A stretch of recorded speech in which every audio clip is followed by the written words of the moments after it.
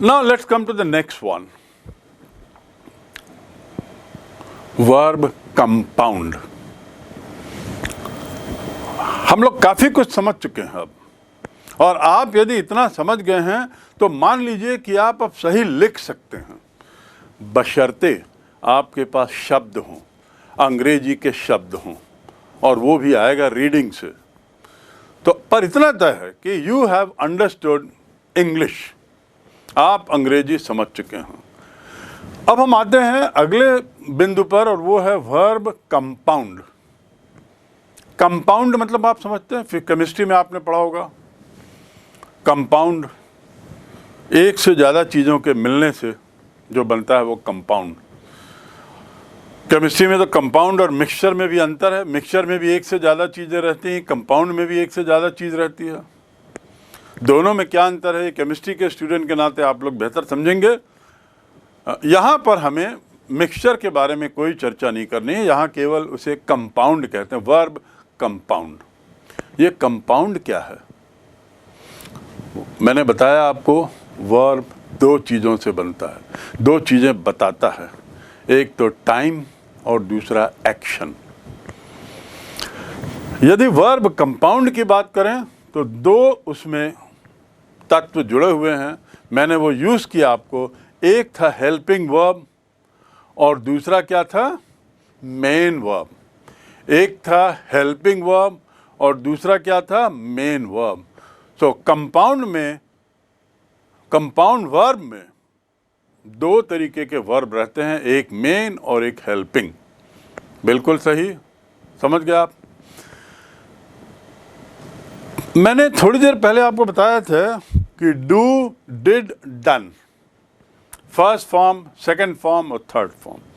फिर मैंने आपको बताया था इज, वॉज, और कहा था ये किस वर्ब के फॉर्म है। मैंने बताया था ये किस वर्ब के फॉर्म है, बी के, बी का रूप है, इसके फर्स्ट, सेकंड, थर्ड फॉर्म होते हैं। ऐसे ही हैव के बारे में भी मैंने कहा था, हैव, हैड, और हैव जो है वो बहुवचन है और हैज़ जो है वह एक वचन के लिए उपयोग होता है। ये वर्ब है। अब सवाल ये आता है कि ये कौन से वर्ब हैं, यानी डू, हैव, बी, ये मेन वर्ब हैं कि हेल्पिंग वर्ब हैं। अभी तक हमने पढ़ा कि ये हेल्पिंग नेचर के वर्ब हैं, अभी तक इसको हमने समझा कि ये हेल्पिंग वर्ब्स हैं। लेकिन आपको क्लियर कर दें, और ये अभी बैठा लीजिए मन में, कि ये हेल्पिंग भी हैं और मेन भी हैं। मैंने एक वाक्य बनाया था, he does the homework, he does the homework. तो जो डज है ये तो एक वचन होने के कारण डू का डज हुआ, यहाँ तो ये मेन वर्ब हो गया। ही डज द होमवर्क, इसमें क्रिया कहाँ है इस वाक्य में? डू ही तो है ना, डज ही तो क्रिया है, डज ही तो वर्ब है। यहाँ पर ये मेन वर्ब है। उसके अलावा और कोई सा वर्ब दिख रहा है क्या इस सेंटेंस में? नहीं। तो यहाँ पर डज मेन वर्ब हो गया। I have a pen, I have a pen, इस सेंटेंस में हैव क्या है, हेल्पिंग वर्ब है या मेन वर्ब है या दोनों हैं? उत्तर है ये दोनों हैं। जैसे डू हेल्पिंग भी है, मेन भी है, ऐसे ये भी हेल्पिंग भी है और मेन भी है। क्लियर? हैव के तीन फॉर्म क्या क्या हैं? Have, had, had, have, had, had. Any doubt? और एक मैंने बी का बताया था, इज और आर, इज और आर भी लिख सकते हैं। और फिर उसका सेकंड फॉर्म क्या है? वॉज और वेयर। इज एक वचन के लिए, आर बहुवचन के लिए। पास्ट में या सेकंड फॉर्म में वॉज एक वचन के लिए, वर बहुवचन के लिए। और इसका थर्ड फॉर्म मैंने बताया था बीन। आपको याद होगा, he has been to the market, he has been doing it for the last 3 years. You remember that sentence? He has been doing it. Been, seen क्या है? ये थर्ड फॉर्म है, लेकिन यहाँ बी का थर्ड फॉर्म बीन है। और फिर कंटिन्यूअस में तीनों को यदि आप देखें तो डन का, डू का क्या बनेगा? डूइंग। उसके बाद हैव का क्या बनेगा? हैविंग। कौन सा फॉर्म? Continuous form. और बी का क्या बनेगा? Continuous form being. याद रखिए, बी का कंटिन्यूअस फॉर्म बनेगा बीइंग। इज का कंटिन्यूअस फॉर्म नहीं होता, वॉज का कंटिन्यूअस फॉर्म नहीं होता। ये इज, वॉज, वर जिससे बने हैं, किससे बने हैं? ये बी से बने हैं, तो इसका कंटिन्यूअस फॉर्म क्या है? बीइंग। तो उम्मीद है कि अब आप लोग समझ गए होंगे कि ये सब क्या है। अब हम एक और बिंदु पर आते हैं जो लास्ट है। First form, second form, third form, और उसके बाद फिर continuous form. And now we come to the last part of it. ये सिंगुलर वर्ब को यही हम समझ लें, उसका एक कॉलम समझ लें। वैसे मैं बता दिया हूं आपको कि सिंगुलर वर्ब क्या है।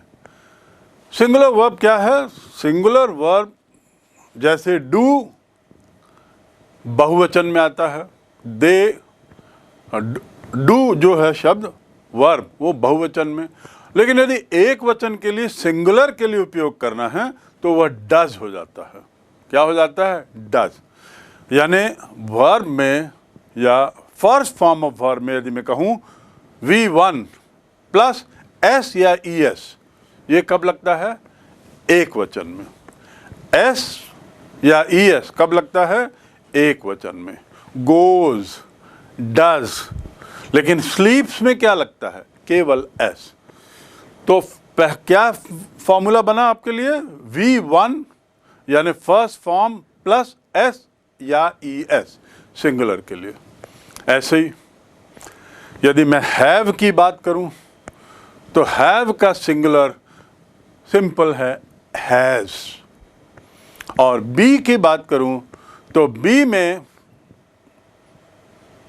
सिंगुलर में आपको थोड़ा सा ध्यान देना होगा कि बी के सिंगुलर में इज और एम आता है। इज किसके लिए? He is going. अब आर सिंगुलर में कब आता है? थोड़ा दिमाग दौड़ाइए, आपने बहुत सुना है, बहुत पढ़ा है। सिंगुलर में कौन से प्रोनाउन के साथ, प्रोनाउन सर्वनाम के साथ आर जुड़ता है? यू आर गोइंग, तुम जा रहे हो। यू आर गोइंग, तुम जा रहे हो, यह है सिंगुलर। यहां पे यू क्या है? सिंगुलर है, लेकिन वैसे आर जो है वो बहुवचन में उपयोग होता है। मैं इसी बात को बताना चाह रहा हूं कि वह सामान्यतया आर जो है, ARER, वो बहुवचन के साथ उपयोग होता है, प्लूरल के साथ उपयोग होता है। लेकिन यहाँ पर हम इसको स्पष्ट कर लें कि ये आर यू के साथ भी होता है। Any doubt? और तीसरा है एम। ये तीनों किसके सिंगुलर फॉर्म है? बी के सिंगुलर फॉर्म है। एम किसके साथ? वेरी सिंपल, एम केवल आई के साथ होता है, बस। आई एम गोइंग। अंग्रेजों ने आई, मैं को कुछ अलग स्थान दिया है, तो मैं के लिए उन्होंने अलग शब्द लिया। मैं जाता हूं, आई गो। मैं जा रहा हूं, आई am going. I is going नहीं होगा,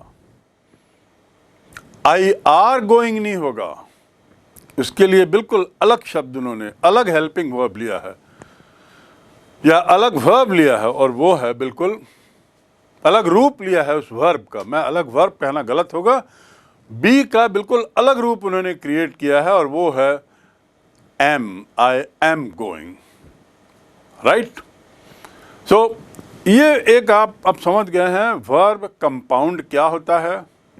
वर्ब कंपाउंड के प्रकार देखा आपने, और उसके बाद वर्ब कंपाउंड कैसे बनते हैं, अलग अलग उनके फॉर्म्स कैसे रहते हैं। Hope you have understood. बहुत निकट आप पहुंच रहे हैं अच्छी अंग्रेजी समझने के, सेंटेंस बनाने के, सही समय पर सही तरीके से वाक्य टाइम के साथ बनाने का बहुत सही आपको बढ़ रहे हैं धीरे धीरे। तो अब हम बढ़ते हैं नेक्स्ट पे, और नेक्स्ट जो आपका बिंदु है इसमें वो क्या है? वर्ब कंपाउंड जानने के बाद अब हम आते हैं नेक्स्ट पर। नेक्स्ट में अब हम क्या जानेंगे?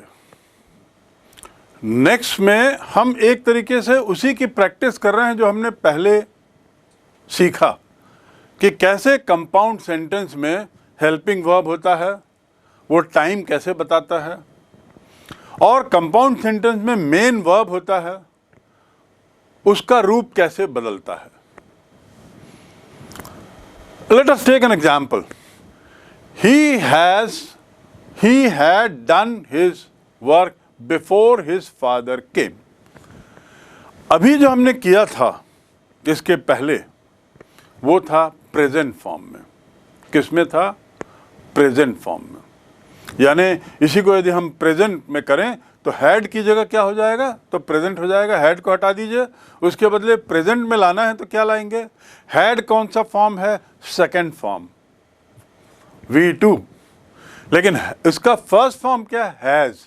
और वो फर्स्ट फॉर्म को और क्या बोलते हैं? Present form. तो हमने प्रेजेंट तो कर लिया है, अब हम आते हैं पास्ट पे, सेकंड फॉर्म पे। तो ही had done his work before his father केम। उसने काम पूरा कर लिया था इससे पहले कि उसके पिताजी आते। अब यहां देखिए हैड जो है नीचे उसके लिखें सेकंड फॉर्म V2। डन के नीचे हम लिखें कौन सा फॉर्म? डन कौन सा फॉर्म है? Do, did, done, third form. करना, डू माने करना, उसका थर्ड फॉर्म। सेकंड फॉर्म को क्या बोलते हैं? पास्ट। और थर्ड फॉर्म को क्या बोलते हैं? परफेक्ट। तो ये कौन सा सेंटेंस है? बोलिए। Past perfect tense. Past perfect tense का सेंटेंस है, राइट? ऐसे ही came, before his father came. Came कौन सा फॉर्म हुआ? Second form. सेकंड फॉर्म मतलब पास्ट, और ये इंडेफिनिट है तो past indefinite. Another example, they were doing their work. देखिए ध्यान से, they were doing their work. They बहुवचन है, राइट? देयर की स्पेलिंग थोड़ा देख लें, हम लोग बहुत गलतियां करते हैं। जैसे प्रिंसिपल और प्रिंसिपल दो अलग अलग शब्द हैं। स्कूल के प्रिंसिपल की स्पेलिंग अलग है और प्रिंसिपल यानी सिद्धांत होता है उसकी स्पेलिंग अलग है। हम अपने स्कूल के प्रिंसिपल के लिए सिद्धांत की स्पेलिंग लगा देते हैं, बहुत गलत है। ऐसे ही यहाँ भी हम गलती करते हैं, THEIR है देयर, यहाँ देयर का मतलब है उनका। दे आर देयर प्रॉपर्टी, ये उनकी प्रॉपर्टी है। Their books are very costly, उनकी किताबें बड़ी महंगी हैं। Their prices are very high quality, their prices are of very high quality. तो देयर यहाँ पे क्या स्पेलिंग है? THEIR, उनके। और एक दूसरा शब्द होता है THERE, उसके भी उच्चारण देयर है। वहाँ देयर का मतलब क्या हुआ? वहाँ, यहाँ नहीं, वहाँ। हियर मतलब यहाँ, देयर माने वहाँ। तो हम यहाँ पे हियर और देयर की बात नहीं कर रहे हैं, हम यहाँ पे उनकी बात कर रहे हैं। तो इसलिए ये वाक्य है दे वर डूइंग देयर वर्क। अब वर कौन सा फॉर्म है? बी का सेकंड फॉर्म V2। डूइंग कौन सा फॉर्म है? ING वाला फॉर्म क्या कहलाता है? Continuous form. तो ये कौन सा सेंटेंस हो गया? Past continuous. क्या हो गया? Tense, past continuous tense, were doing. Let us come to the last example, and a still bigger example. They have been doing their work. They have been doing their work for the last 2 years. They have been doing their work. ये have जो है वो कौन सा form है? Present first form. Have जो है वो फर्स्ट फॉर्म है. तो यहाँ लिखें प्रेजेंट V1. बीन कौन सा फॉर्म है? बी का थर्ड फॉर्म है, तो V3. और थर्ड फॉर्म को क्या बोलते हैं? परफेक्ट. तो प्रेजेंट परफेक्ट. और डूइंग तो आप समझ गए कंटिन्यूअस ही है, तो प्रेजेंट परफेक्ट कंटिन्यूअस. राइट, ये तो हुआ प्रेजेंट का. और हम बात कर रहे हैं पास्ट की, तो इसको बदल के हम पास्ट कर दें. क्या करना होगा? हैव को बदल कर जो प्रेजेंट है उसके बदले हम V2 यानी पास्ट सेकेंड फॉर्म ले आए. हैव का सेकेंड फॉर्म क्या? हैड. तो they had been doing their work for the past 2 years. Right, तो ये हो गया पास्ट परफेक्ट कंटिन्यूअस. कौन सा टेंस हो गया? Past perfect continuous. Clear? Very easy to understand. अब इसमें आप जब इतने रूप को उसको देख रहे हैं तो मैं एक छोटी सी चीज़ और बताऊंगा, इसी पे ही रिवाइज कर ले हम लोग, कि इसमें से हेल्पिंग वर्ब कौन सा है? Have been. They were doing the work में कौन सा है? वर. और ऐसे ही हैड डन में हेल्पिंग वर्ब कौन सा है? हैड. और दूसरा जो वर्क है, वर्ड है डन, मेन है, मेन वर्ब है. कंपाउंड वर्ब के आइडेंटिफिकेशन के बारे में जब हमने पढ़ा, आइडेंटिफिकेशन वर्ब आइडेंटिफिकेशन, तो उसमें मेन वर्ब्स और हेल्पिंग वर्ब असिस्टिंग वर्ब हमने पढ़ा. तो this is how we have almost now completed our tense part. अब हम आगे बढ़ते हैं. Now we move to the next one. तो what is that next now? Next में अब हमारी कुछ एक्सरसाइजेस हैं, कुछ सैम्पल एग्जाम्पल्स हैं. वैसे आई एम श्योर कि हमने पर्याप्त एग्जाम्पल कर लिए, लेकिन फिर भी still let us do something little faster. Present I play football. अब देखिए, पहले सेंटेंस में ही आपके मन में ये सवाल उठना चाहिए कि सर आई तो सिंगुलर है, और आपने बताया है कि सिंगुलर के साथ एस या ईएस जुड़ता है किसमें? वर्ब में. किसमें जुड़ता है? वर्ब में. Singular verb. और आई सिंगल है, एक वचन है, मैं. तो यहां पे एस क्यों नहीं है? ये भी एक नियम है, अपवाद है. It is an exception. This rule is an exception. I एक वचन होते हुए भी बहुवचन जैसा ट्रीट होता है वर्ब के मामले में. याद रखिए, समझ रहे हैं मेरी बात? आई एक वचन होते हुए भी बहुवचन जैसा ट्रीट होता है वर्ब के मामले में. मैं वर्ब की बात कर रहा हूं कि वर्ब में एस या ईएस क्यों नहीं लगा है? इसलिए क्योंकि इंग्लिश ग्रामर में आई को बहुवचन रखा है अंग्रेजों ने. मैंने बताया ना, अंग्रेजों ने आई के साथ बहुत खेल किया है, मैं के साथ बड़ा खेल किया है. मैंने बताया आई के साथ एम आता है, केवल उसी के साथ आता है, आई एम गोइंग. और किसी शब्द के साथ किसी सेंटेंस में एम आप नहीं सुनेंगे, आई के साथ ही है. ऐसे ये भी एक अपवाद है कि आई को उन्होंने बहुवचन जैसा ट्रीट किया है. आई को आई माने ताकतवर, बहुत लोगों जैसा, ऐसे याद रखिए, ताकतवर. तो उसको भी उन्होंने बहुवचन जैसा ट्रीट किया है. और उन्होंने कहा है I play, I go. I goes नहीं होगा. ये तो हो गया प्रेजेंट फर्स्ट फॉर्म. इसमें प्ले जो है वो कौन सा फॉर्म है? First form. नेक्स्ट इज, यहां पर प्रेजेंट प्रोग्रेसिव लिखा हुआ है. प्रोग्रेसिव मतलब कंटिन्यूअस है, याद रखेंगे, कोई अंतर नहीं है.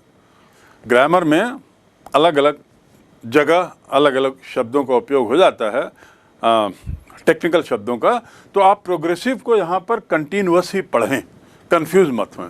तो हम अब next sentence is present continuous. कौन सा है प्रेजेंट कंटिन्यूअस?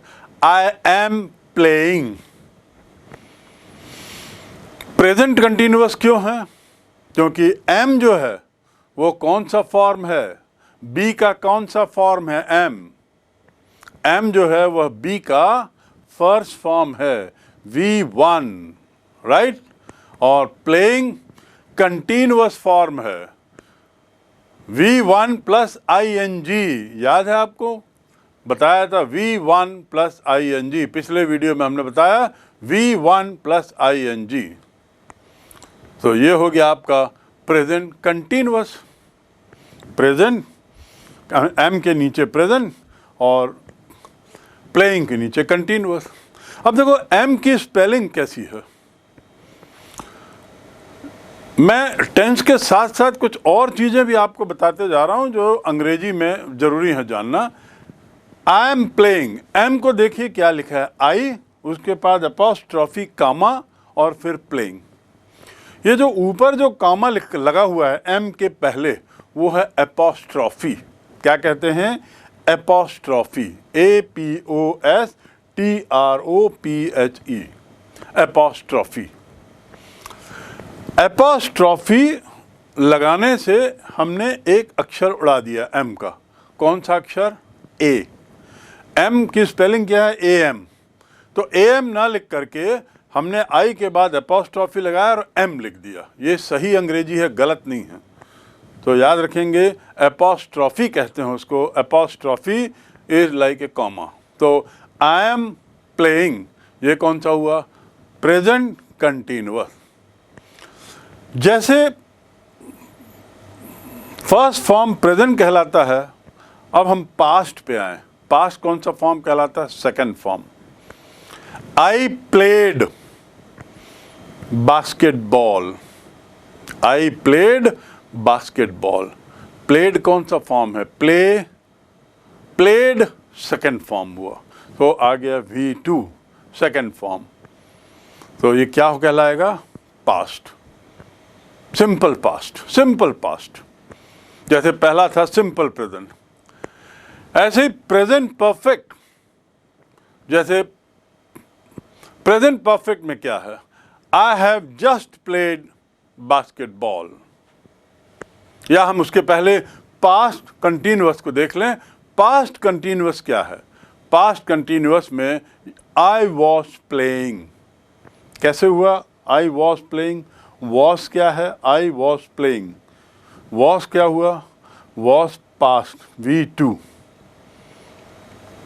और प्लेइंग क्या हुआ? कंटिन्यूअस। और वॉज क्या हुआ? V2। तो यहाँ पे ये हो गया पास्ट प्रोग्रेसिव या पास्ट कंटिन्यूअस।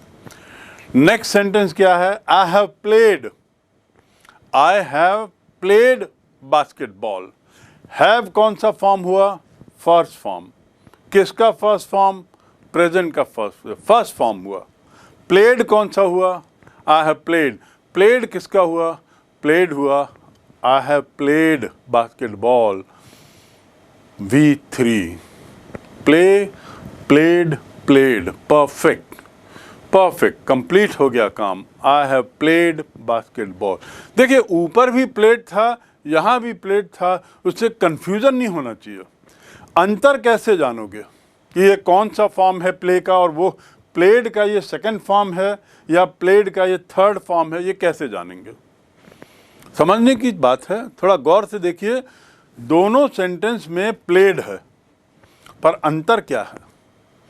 दूसरे सेंटेंस में प्लेड मेन वर्ब है, उसके साथ एक हेल्पिंग वर्ब भी है, और हेल्पिंग वर्ब क्या है?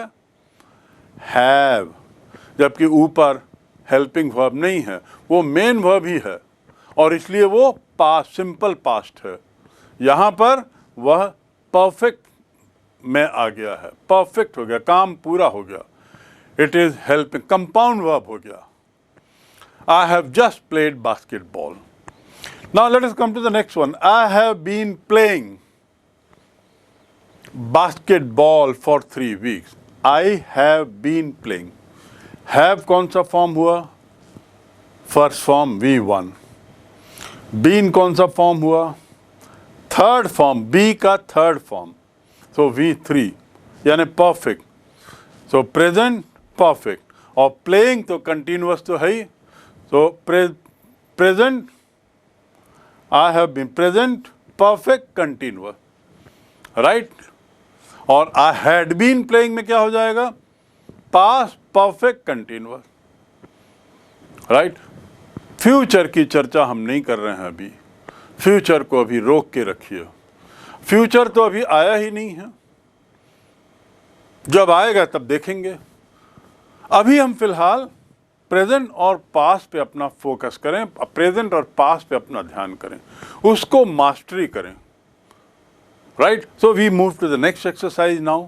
अब हम अगले एग्जाम्पल की ओर बढ़ते हैं. यहाँ देखिए, प्ले का वही रूप दिया हुआ है, इसको अलग तरीके से यहाँ दिखाया है, और आपको हॉरिजॉन्टली भी समझाने की कोशिश किए हैं कि एक होता है सिंपल फॉर्म, दूसरा होता है past.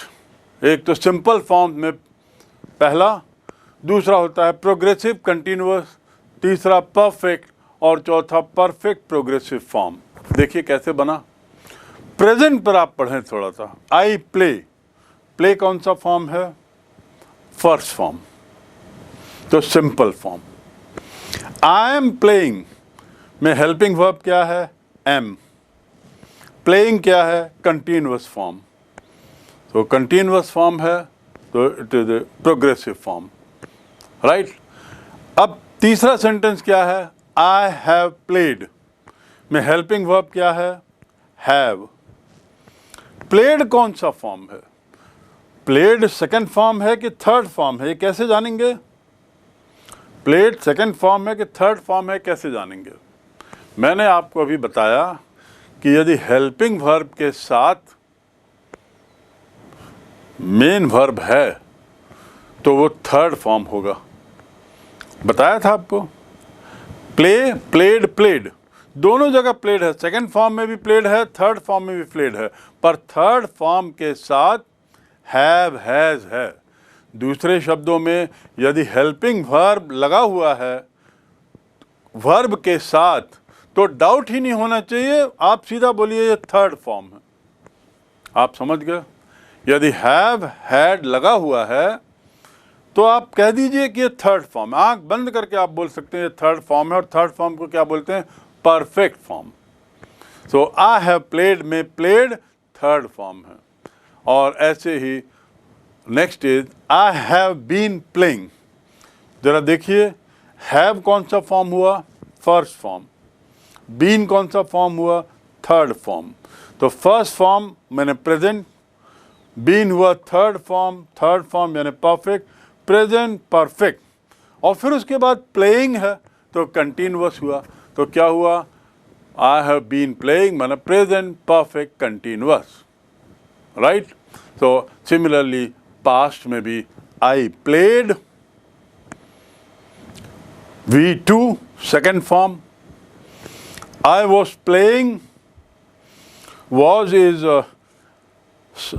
is the second form, and playing is continuous, so it is continuous. Progressive form या कंटिन्यूअस फॉर्म. ऐसे ही आई हैड प्लेड. अब देखिए यहाँ पे हैड प्लेड है, तो ये जो प्लेड है ये कौन सा फॉर्म हुआ? ऑब्वियसली अब कोई शंका की बात नहीं कि प्लेड के पहले हैड जुड़ा हुआ है, इसका मतलब ये थर्ड फॉर्म ही है. So you can say it is a perfect form. Past perfect, क्योंकि हैड पास्ट में आता. Past perfect, past continuous, past simple, और अब लास्ट है I had been playing. Past perfect continuous. Any doubt? So with this exercise is also over and we move on to the next one. अब हम अगले में बढ़ें और इस प्रकार थोड़ा सा अपने को और मजबूत करें टेंस को समझने में.